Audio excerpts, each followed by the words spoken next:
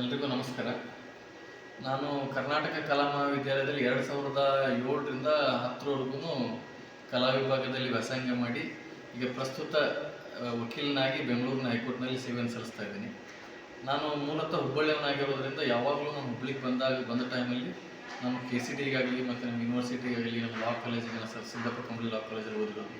ಅಲ್ಲಿ ನಾನು ಪ್ರತಿ ಸತಿ ಬಂದಾಗೂ ನಮ್ಮ ಒಂದು ಹಳೆಯ ನೆನಪುಗಳನ್ನು ಮೆಲುಕು ಹಾಕ್ತಾ ನಾನು ನಮ್ಮ ಕರ್ನಾಟಕ ಕಲಾ ಮಹಾವಿದ್ಯಾಲಯಕ್ಕಾಗಲಿ ಎಲ್ಲ ಕಡೆಗೂ ನಾನು ಬಂದು ಹೋಗ್ತಿರ್ತೀನಿ.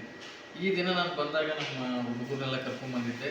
ಆವಾಗ ಜುವಾಲಜಿ ಡಿಪಾರ್ಟ್ಮೆಂಟಲ್ಲಿ ಒಂದು ಒಳ್ಳೆ ಮ್ಯೂಸಿಯಂ ಇದೆ, ಹೋಗಿ ಬನ್ನಿ ಅಂತ ಭಾಳ ವರ್ಷದಿಂದ ಹೇಳ್ತಿದ್ರು. ಅದನ್ನು ನೋಡೋಣ ಅಂತ ಇವತ್ತು ನಾನು ಬಂದು ನೋಡಿದಾಗ ತುಂಬ ಖುಷಿಯಾಯಿತು.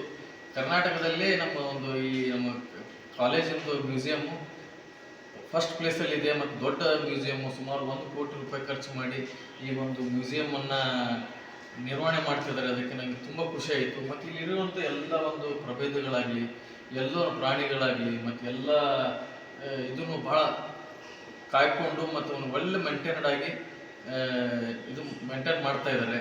ಮತ್ತು ಇಲ್ಲಿ ಬಂದಾಗ ನವೀನ್ ಅವರು ನಮ್ಮ ಇದ್ರ ಉಸ್ತುವಾರಿಗಳು ಅವರು ಕೂಡ ಭಾಳ ಅರ್ಥ ಆಗೋ ರೀತಿ, ಸಣ್ಣ ಮಕ್ಕಳಿಗೂ ಅರ್ಥ ಆಗೋ ರೀತಿಯಲ್ಲಿ ಒಂದು ಎಕ್ಸ್ಪ್ಲೇನ್ ಮಾಡಿ ನಮಗೆ ಎಷ್ಟೋ ಒಂದು ಹಳೆಯ ನೆನಪುಗಳನ್ನು ಒಂದು ಮೆಲುಕು ಹಾಕುವ ಒಂದು ಅವಕಾಶವನ್ನು ಮಾಡಿಕೊಟ್ರು. ಅದಕ್ಕೆ ವಿಶೇಷವಾಗಿ ನವೀನ್ ಅವರಿಗೆ ನಾನು ಹೃದಯಪೂರ್ವಕವಾಗಿ ಧನ್ಯವಾದಗಳನ್ನು ಹೇಳ್ತಾ, ನಾನು ಮಾತಾಡೋಕ್ಕೆ ಅವಕಾಶ ಕೊಟ್ಟಂಥ ಜುವಾಲಜಿ ಡಿಪಾರ್ಟ್ಮೆಂಟ್ ಅವರಿಗೆ ಧನ್ಯವಾದಗಳು. Thank you sir.